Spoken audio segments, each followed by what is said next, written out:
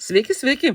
Ačiū, kad stebit mano kanalą ir prenumeruojat, ačiū, kad spaudžiat patiktuką, ačiū, kad komentuojat ir kuo nudžiugins mus rytojų sumaišytos čia tos kortos, jos maišosi ir maišosi.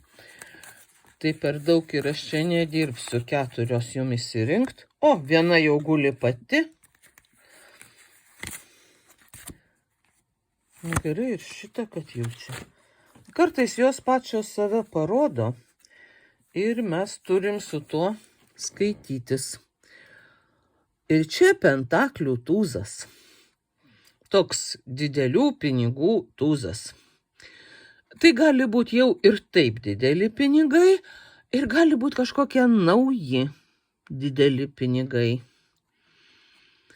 Ir tai gali būti jūsų gera investicija, tai gali būti jūsų nauja alga, padidinta arba pensija, na kokia nors, nežinau aš šiaip apie pensijų didinimą, kartais girdžiu, kartais ne. Tai apie pensiją dabar ir nežinau, bet algą jums gali padidinti bet kada ir jūs galite tiesiog apie tai išgirsti. Arba jums galbūt kas nors padovanos kokią pinigų sumą, na, jūsų būsimam gimtadieniui. Arba šiaip jūs tiesiog pasijusit labai turtingi. Ir pasijusit žinantis, ką daryti su pinigais, kaip juos uždirbt, kaip juos gaut, kaip juos taupyt. Na, ta prasme taupyt ne tai, kad imti ir visiškai jų niekur neišleist. Nors ir taip gali būti. Bet kaip su jais taip tvarkytis, kad jų tik daugėtų ir daugėtų. Ir šiaip tai tokia linksma pinigų korta.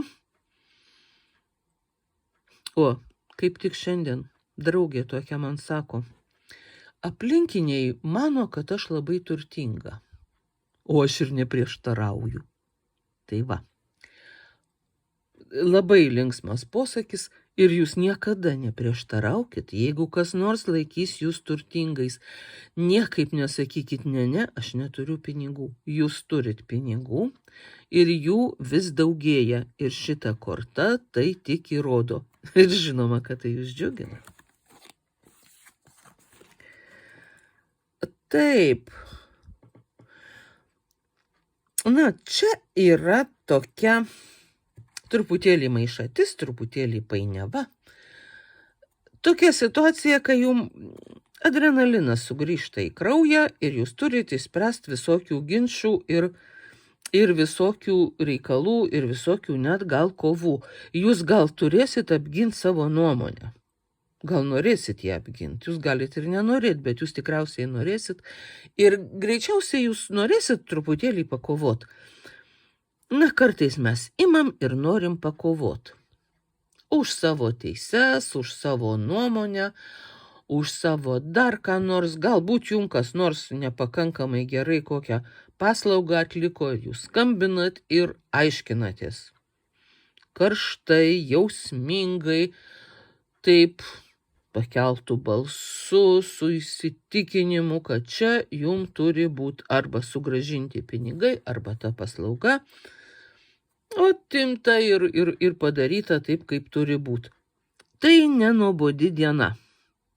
Jūs nesnuduriosit, nenuobodžiausit pro langą žiūrėdami. Jūs kažką veiksit, jūsų kraujas sušils, jums tai patiks, jūs tai nudžiugins, jūs pasijusit, na, tokie, sakyčiau, gyvesni, greitesni.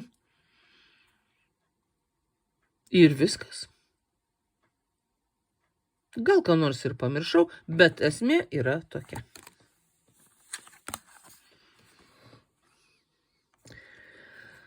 Tai fortūnos ratas.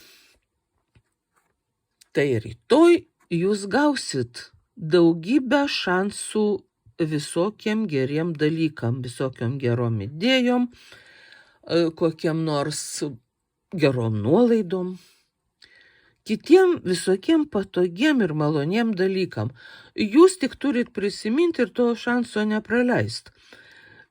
Na, tiesiog nepražiopsot.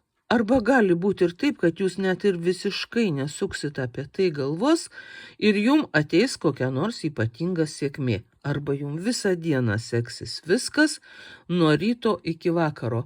Viskas eis kaip per sviestą. Na, absoliučiai viskas. Jum reikia tik tai pastebėti ir visu tuo džiaugtis. Labai gera diena jum rytoj ateina.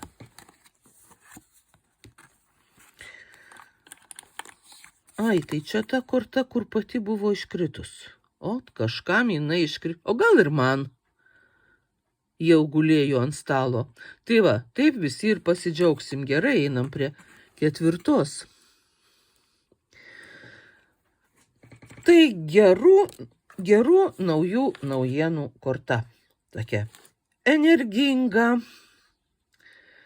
Tokia žinia jum ateina, kad jūs jau galit kažką pradėti daryti. Arba jum ateina suma, už kurią jūs galit eiti ir nusipirkti savo ten, ką jūs norėjot.